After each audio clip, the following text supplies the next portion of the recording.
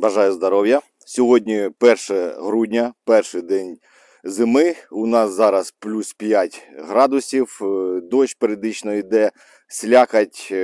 Така погода, яку дуже полюбляє для наступу ворог. То сьогодні у нас огляд бойових дій на Бахмутському напрямку на 1 грудня. І цей випуск не дуже радужний буде, але краще правда, ніж коли до вас вже почнуть стучатися солдати російської армії та вибивати двері ваших домівок, а ви скажете, як це трапилось, якщо у нас по новинам все гаразд. То будемо розповідати, як є, бо усе суспільство повинно розуміти, яка ситуація на фронтах. То почнемо ми з Орехово-Василівки. Там у нас лінія фронту без змін. Але ворог постійно обстрілює наші позиції з артилерії. Далі у нас напрямок Богданівка. Там у ворога є успіх, вони практично вирівняли лінію фронту. Там, якщо по Діпстейт ви подивитесь, там зеленим було напроти Богданівки, то цього вже немає. Ворог, те, що ми у нього відбили, він назад відбив, то там лінія фронту вже практично вирівнялась. Далі у нас район Хромово. З південної сторони Хромово там ворог мав успіх, пройшов декілька позицій, наші вибив, і нам прийшлось відкатитись десь метрів на 100. Що по самому Хромову? Справа в тому, що десь недавно були контратаки з нашої сторони, і ми вибили 2 опорника у самому Хромово. То усе Хромове зараз не під контролем ворога. Декілька хат, можна сказати так, під контролем ЗСУ. Але ви розумієте, що селище Хромове – це дуже маленьке селище, там штук 10-15 хат. То плюс-мінус 2 хати, вони можуть переходити із рук в руки декілька разів на день. У всякому випадку в районі Хромова у ворога теж є успіх. Далі у нас є одне місце, де ворог не наступав, але зараз він саме пройшов там. Це південна сторона Бахмута. Там ще називають Сади, це недалеко від літачка, який там був. То ворог там пройшов приблизно метрів на 200-300, хочу вам сказати. Він так вклинився неслабо, і наші війська трошки відійшли з тих позицій, де вони були. Далі розповім, що у нас по Курдюмівці. По Курдюмівці у нас теж мінус. Ворог на невеличкій ділянці, десь приблизно шириною у 20 метрів, він перейшов залізничну колію і зараз намагається закріплюватись вже за залізничною колією. Йому ніхто не дає розширятись вліво-вправо та вперед, але він ще знаходиться вже за залізничною колією, ближче до нас. І є така ситуація, що він вже там перейшов трошки залізничну колію. По Андріївці ситуація у нас не змінилась. Ворог, як на той неділі, він пройшов до залізничної колії, і залізничну колію він не може перейти. Так все застопорилось. Ми продовжуємо нищити ворога за залізничною колією, де він зайняв наші позиції. І самі такі запеклі бої, і дуже багато там новин, це у нас по Кліщівці. Справа в тому, що навколо Кліщівці, навіть так вже скажу, ворог має успіх. З північної сторони Кліщівки ворог ще пройшов, не набагато, але пройшов. Він намагається пройти до висоти, до Терикона, щоб зайняти там цю висоту. Також він ще далі розширяє фронт не тільки на висоту, а він ще йде і вліво, і вправо, вони розширяються. Також ворог вже зайшов, якщо по мапі ви подивитесь, за Кліщівкою є ставки, то вони були всі наші, але зараз біля одного ставка вже точаться бої. Вони зайшли десь метрів, мабуть, 50-70 за перший ставок у посадці, вибили наш опорний пункт 1, і вони зараз туди заходять та накопичують сили. Що з нашої сторони робиться? Зараз я вам покажу, як ми нищимо саме ворога біля Кліщівки. Зараз така ситуація, що піхотні стрілецькі бої для нас це не варіант, то ми їх дуже щільно б'ємо, саме артилерію. Ми використовуємо уламкові снаряди, шрапнель, касетні боєзаряди, міномети. Також застосовуються дрони камікадзе. Так, це дуже дорого дронами камікадзе та снарядами бити саме по піхоті, бо все було якби заточено у нас дрони камікадзе на автівки, там танки, БТРи. Ну, а що робити? Нам життя наших солдатів важніше, то ми не зважаємо, що скільки коштує, і повністю вся зброя зараз працює проти піхоти ворога. Мене ще питали, що там з тими дронами, що купили для нашого дивізіону, 100 дронів. Хочу сказати, зараз використано лише 7 дронів, із 7 дронів у нас лише одне влучання, ми розбомбили один бліндаж. То зараз наказ по бригаді. Всі оператори, хто літає на будь-яких дронах, камікадзе або мавіки, вони повинні бути сертифіціровані.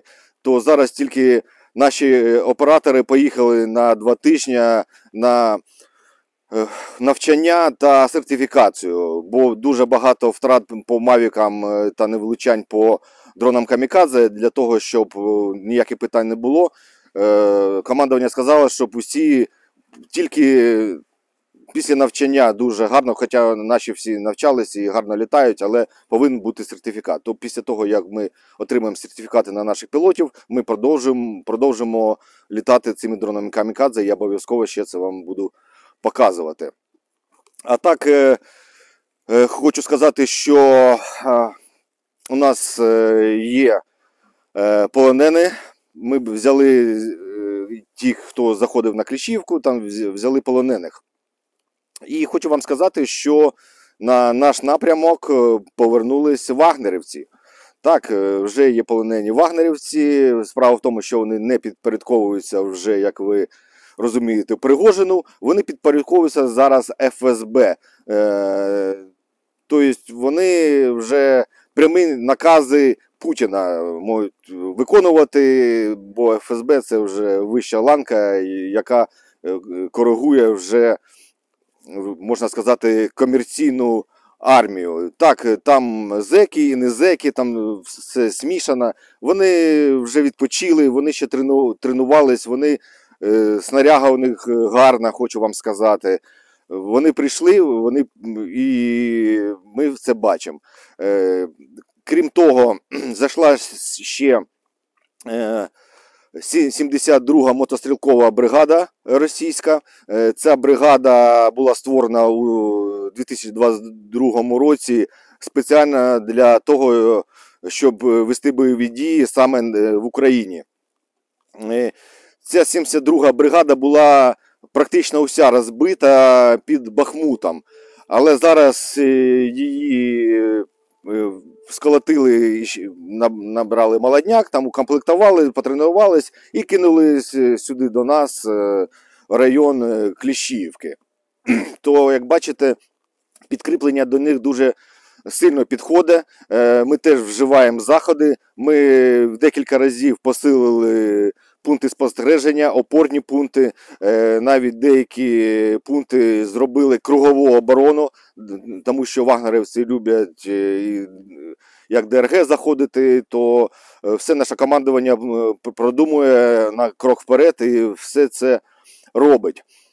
Дуже важко, коли Зараз негода дуже сильна і дуже важко вивозити поранених. Деякі поранені у нас і можуть і 10 до навіть годин з пораненням бути. Ми не можемо їх вивезти із-за щільного вогню та бездоріжжя.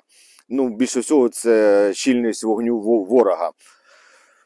Навіть такі випадки бували, що йшли забирати 200-го, але накрили евакуаційну групу, і евакуаційні групи були 200-ті і 300-ті. Не треба думати, що ми не забираємо ні 300-х, ні 200-х, все ми намагаємось забирати, але, ну, бачите, навіть виходить так, коли ми це робимо, у нас ще більше може стати 200-х і 300-х, то якщо комусь там звістка приходить, що безвісті пропавший, ну, може, реально ми не можемо ще достати. Ми обов'язково достанемо, коли ми пройдемо. Далі виб'ємо ворога.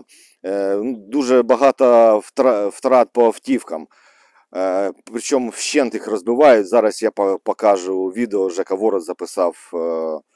От буквально кілька днів назад розбили одну автівку. Сегодня ребята ехали с позиции. Пытались догнать их. Раздатку пробило. Коробка не работает.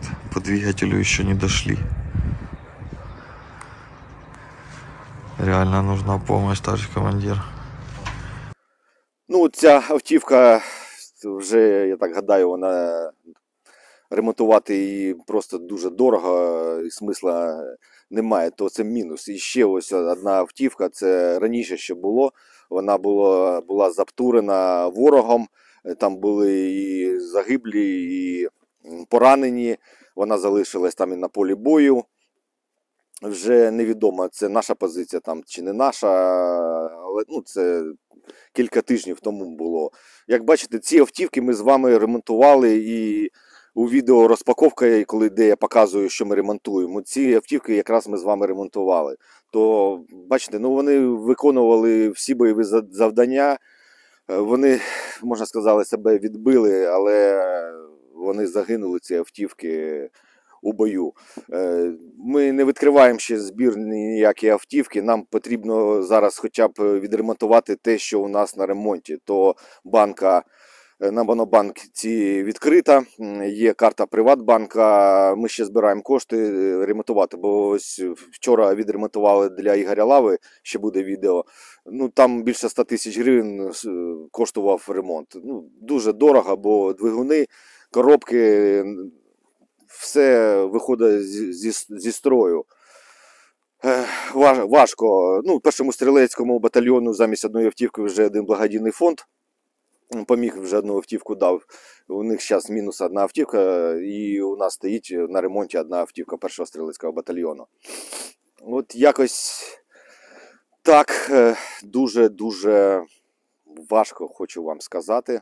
Але ми розуміємо, хто як не ми зупинимо цього ворога, щоб вони не прийшли до міст, там, де нема ворога, там, де люди спочивають, вони гадають, що вони у мирному житті.